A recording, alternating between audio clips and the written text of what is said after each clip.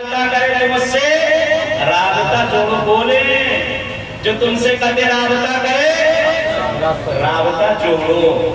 پھر فرماتے جو تم کو محروم کرے تم اسے عطا کر. جو تم کو کسی چیز سے محروم کر رہا ہے تم اسے عطا کر. پھر مولا فرما رہے ہیں کہ جو تم سے برائی سے پیش آئے تم اس سے نیکی سے پیش آؤ، اچھائی سے پیش آؤ. وہ ہمیں برائی کرنا ہمارے ساتھ، ہم اس سے نیکی سے پیش آئیں. پھر آگے مولا کا جملہ وہ جو حدیث کا پھر ترجمہ آگے، جو تم کو گالی دے تم اس کو سلام کرو. کون ہے صاحب؟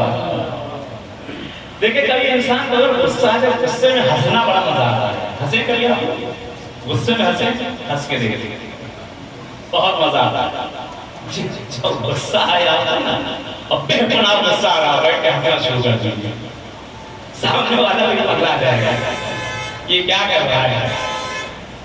تو مولا نے فرمایا، آقا فرماتے ہیں کہ من سبقتا، جو آپ کو گالی دے رہا ہے، جو آپ کو گالی دے رہا ہے آپ اس کو سلام کریں. آج تو زمانہ ہے کہ سلام کرنا تو بہت دور.